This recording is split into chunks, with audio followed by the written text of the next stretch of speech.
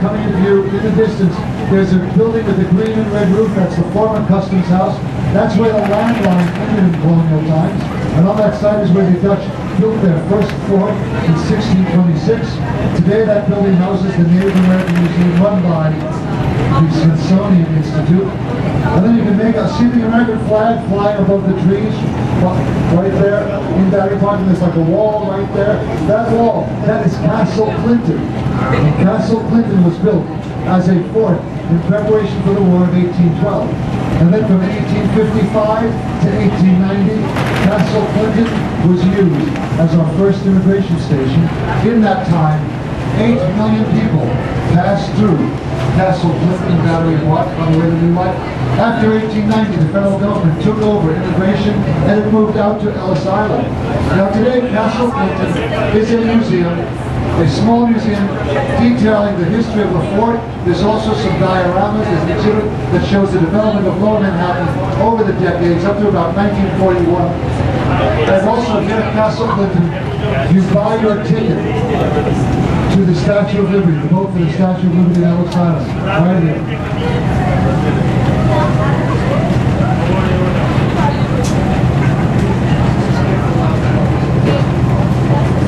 Now on the end of the island here, see the great big orange boat right over there on the left.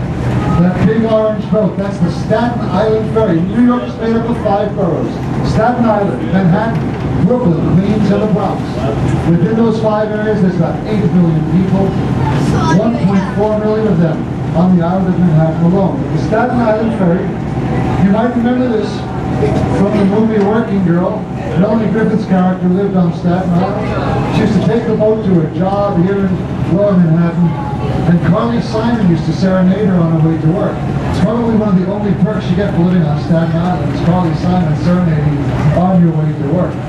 And the ferry docks right here at what we call South Ferry Terminal, this modern glass building with the sloping roof, right here at the foot of Lower Manhattan.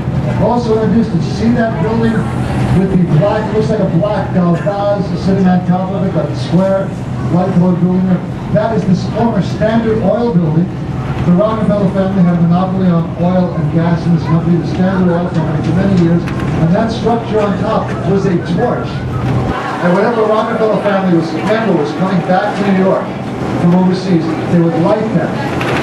Today, that torch is connected to the furnace. It belches hot smoke whenever the furnace gets turned on. Now we're swinging around the lower part of Manhattan. Off to the right, up ahead, we have Governor's Island. Governor's Island, this is where the first Dutch settlers arrived in 1624. Today the island is 172 acres. Originally it was only about 7 acres. It's made up of landfill. A lot of the landfill comes from the creation of our cities. Watch out, hold on, a lot of potholes out here. Okay. Now that 3-story red sandstone structure right there, that's another fort from the War of 1812 called Fort Williams. During the Civil War, it was used as a prison for captured Confederate soldiers and spies. And Governor's Island, the name Governor's Island was given this name in 1698. The colonial legislature set aside this island for the comfort and accommodation of His Majesty's governors. Over the years, it's been many things. It was a sheep farm, a quarantine station, a racetrack. It's probably most famous as our Coast Guard station. The Coast Guard was here for many, many years. Now, they moved out a couple of years ago, and they turned this island back over to the city. And today, the city maintains Governor's Island as a beautiful park that's open in the summer months on Fridays, Saturdays, and Sundays. And to get there, you take a free ferry boat that leaves right here from Lower Manhattan. Next door to South Ferry Terminal is this beautiful old terminal from 1907, the Battery Maritime Terminal. Beautiful old ferry terminal, still in use today. Vaulted ceilings, covered over with Gustavino tiles. Wonderful, wonderful example of early 20th century maritime architecture. Now we're swinging up the East River. As we do, Manhattan will stay on your left. Brooklyn will be on your right. Brooklyn, city of churches. Why do they pray so much in Brooklyn? Who knows? And you'll see lots of church steeples as we go up the river. Brooklyn, by the way, is an independent city. Brooklyn has its beginnings in the 1600s during the Dutch colonial period. Brooklyn became an independent city way back then. Now right here on the left, we have the heliport, the largest heliport in Manhattan. The room you see is a helicopter right there. And this is where the President of the United States and other dignitaries, when they come into New York City, they land at the airport in Queens, then they skip all that New York City travel by coming to visit us via helicopter, landing right here. There's a helicopter. There's also a lot of sightseeing rides that leave from here as well. This is the largest heliport in the city. On the right, up the front right, we have Brooklyn. See those moving cars up there? Up above that is Brooklyn Heights.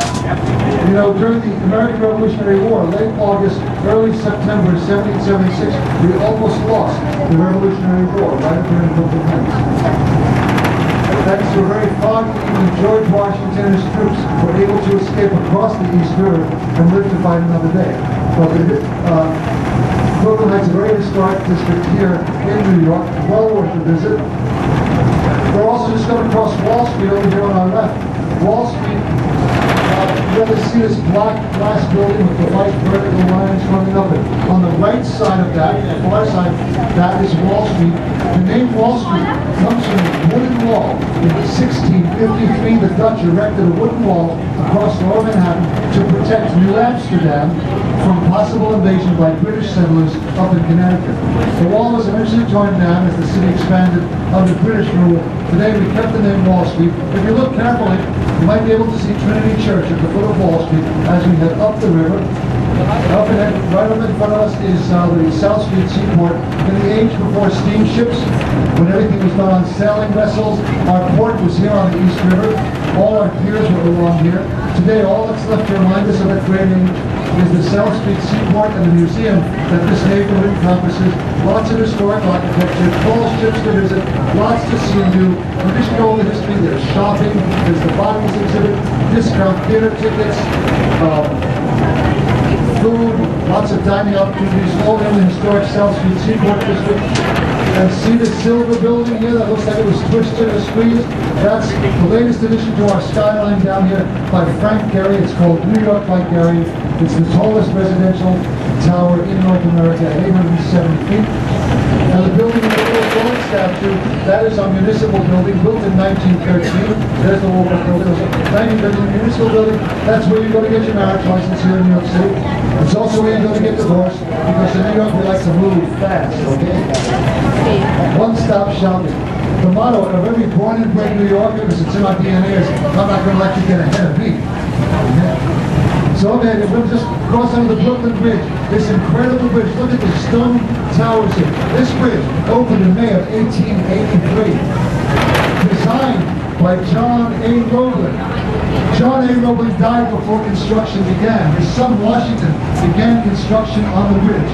But while working on the bridge, he was down below the water, working in a giant diving chamber called the caisson, filled with pressurized air.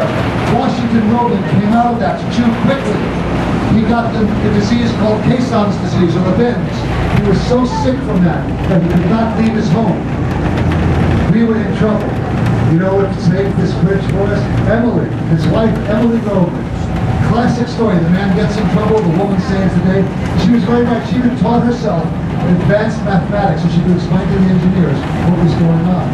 And she got this bridge finished. It took 4,000 workers, 14 years, and $15 million to finish this bridge. When it opened, Brooklyn was still an independent city. It was the third largest city in the U.S., and New York City was the largest. And at the time they attempted this bridge, it was the longest suspension bridge ever attempted at the time. So it was what made it so significant. Now up ahead of us is the third bridge to be built across the East River right here. The Manhattan Bridge, we're going under it right now, opened in 1909. Its span is 1,470 feet. It's quiet today. It's dangerous to pass under here. You get run over by subway trains very often on this bridge because they run right over our head. 1909, the urban legend is the reason that they built this bridge in 1909. It says in 1905, everyone was disappointed in the Williamsburg Bridge, which is up ahead of us. We'll see that in a minute. But you know, after the Brooklyn Bridge and those mighty stone towers, any bridge would have been a letdown. Anyway, here on the Manhattan side, that elevated roadway right there with the cars zooming by, FDR Drive, runs down the east side of Manhattan, starts way up on the Upper East Side, goes all the way down to the Battery. One of the many improvements, there was a city planner in the 20th century here in New York, very powerful man by the name of